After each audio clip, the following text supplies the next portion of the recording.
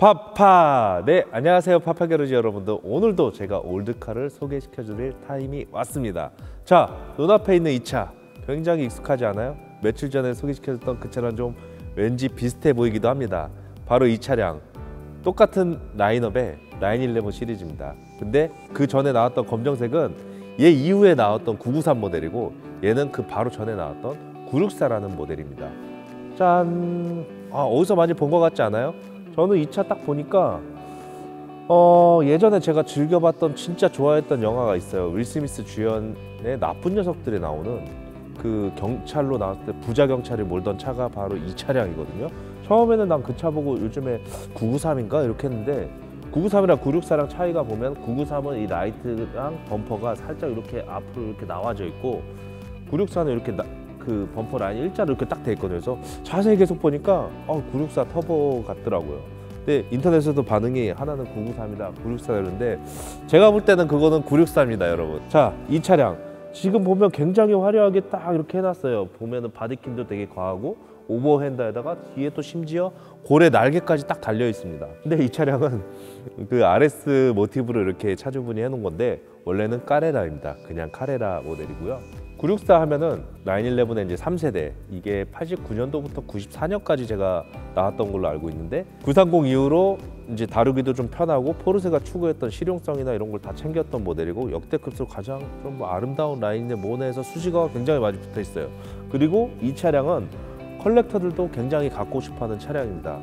여러분, 싱어 포르쉐라고 혹시 들어보셨습니까?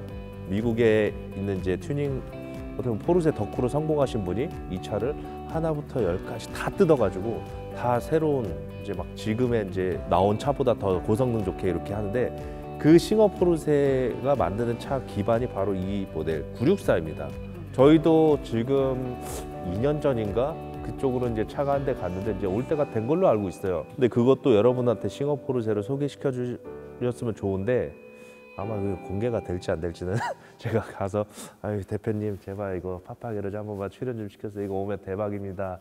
저 구독자 수 100만 갑니다. 이렇게 할 수도 있는데, 그거야 뭐 제가 잘 돼야 좀 어느 정도 이렇게 비비지 않을까 싶습니다. 964 한 해가 가면 갈수록 가치도 올라가고 컬렉터들이 많이 찾는 차인데, 이렇게 보시면은 순정화된 차를 오히려 더 찾기가 힘들어서 이 차주분도 다시 순정 상태로 돌리려고 이렇게 지금 부품을 다 발주를 했어요. 그래서 이 차량은 아마 이 바디킷이나 다 떼고 다시 원래 그 본연의 색으로 돌아가지 않을까 싶습니다.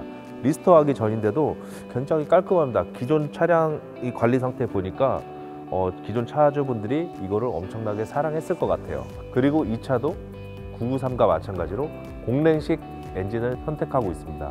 공랭식 엔진인데 3.6L에다가 250마력, 그리고 제로백이 5.2초 이렇게 했던 걸로 압니다. 이 당시에는 좀 역대급이지 않을까 싶습니다. 자, 옆으로 넘어가도록 하겠습니다. 자, 이쪽으로 오시면은 와, 라인이 되게 끝내줍니다. 이거 타고 밖에 나가면은 뭐 다른 애들 다 몰살시킬 수 있을 것 같아요. 이게 89년도에 이런 차들이 개발이 됐다는 게, 89년도에 우리나라 폰이 나왔을 때인가?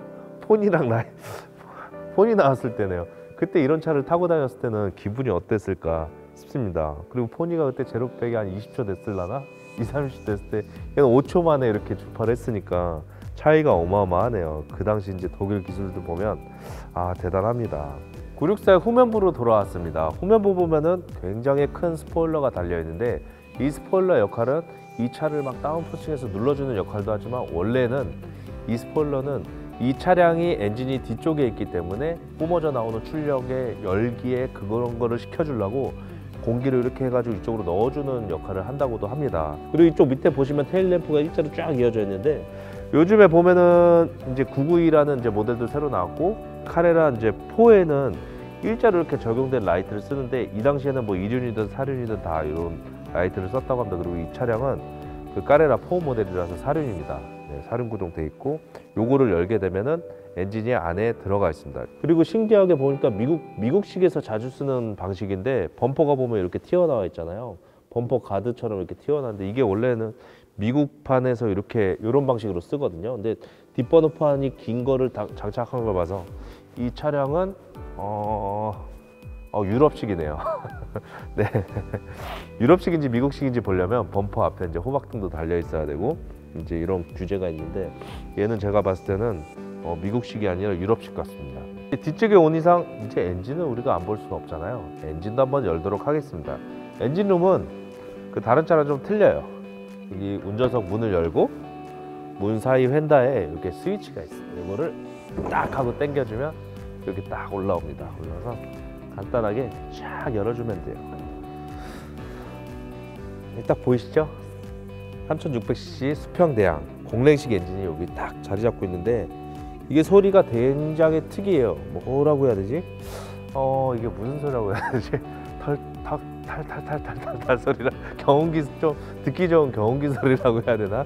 옛날 그 공랭식만의 특이한 소리가 있어요. 그걸 들으면서 지난번에도 말씀드린 듯이 이렇게 좀 시골길이나 밤에 산길을 가면. 실내로 들어가도록 하겠습니다. 문 열 때 이 소리 되게 좋은데? 문 열 때 소리가 좋아요. 역시 옛날 차들이 딱 그 문 열 때 그 특이한 소리감이 굉장히 저는 듣기가 좋습니다. 파파게르지에서 보여줬던 993이랑 이제 별 큰 차이가 없어요. 스위치 같은 거 완전 똑같다고 보시면 되고, 수납 공간이 이 안쪽에 있고, 계기판 이제 모양이 조금씩 달라졌는데 위치는 다 똑같은 것 같고요.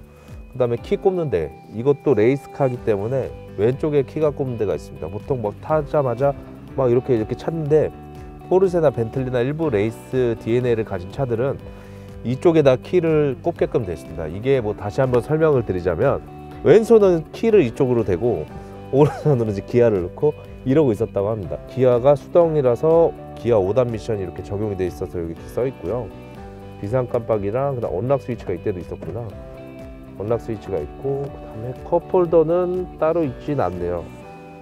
이 시대 때는 아직 컵홀더가 없었나 봅니다. 그 다음에 스포일러 개방하는 스위치가 이쪽에 있고, 그 다음에 이거는 사륜구동 이쪽 스위치 같습니다. 왼쪽에는 이제 오토 레벨링, 그다음 뭐 에어컨이랑 뭐 이런 게 이쪽에 다 달려 있네요. 뭐 되게 단순하지만 있을 건 다 있는 것 같아요. 그리고 A 필러가 보면 굉장히 얇아요. A 필러가 굉장히 얇은데 어떻게 이렇게 얇게 만들었는데도 이 강성을 버티지? 여기 일본어로 적혀 있는 걸 봐서 마지막에 일본에 있다 오지 않았나 싶습니다. 언락 스위치가 되게 굉장히 독특했던 것 같아요. 여기 보시면 이렇게 돌리는 거예요. 문짝에 달리는 이 동그란 게 이 창문 내리고 올리고가 아니라 언락 스위치입니다. 포르쉐들 아직까지 쓰고 있는 수납 공간 중에 하나가 도어에 수납함이 있습니다. 이게 지금까지도 전통을 지키면서 계속해서 기술도 발전하고 대박인 것 같습니다. 핸들은 굉장히 얇고 투박하고 뭐 크게 다를 건 없네요. 그리고 포르쉐 마크 써있는데 이게 필통 갖다 놓은 건지 되게 좀 어색하네요. 제가 봤을 때는 어색한 것 같습니다. 뒷좌석을 보도록 하겠습니다.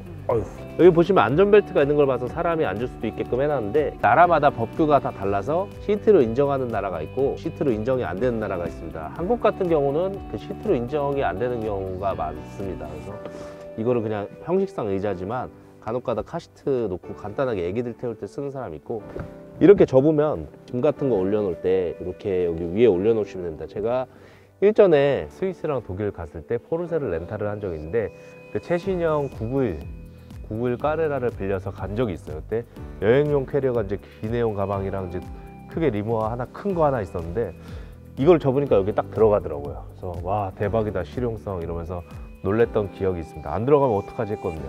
왜냐면 이 차는 엔진이 뒤에 있어서 트렁크가 앞에 있는데 앞에도 막 진짜 공간이 크진 않습니다. 그래서 걱정을 많이 했는데 다행히 이런 공간들 때문에 위기를 면할 수 있었습니다. 마지막으로 이 차량의 하이라이트, 엔진 말고 바로 엔진이 원래 있어야 할 본네트를 열도록 하겠습니다. 여기가 어디냐? 자, 됐다. 짜잔. 원래 엔진이 있어야 될 이 위치에 바로 수납 공간, 트렁크가 있습니다.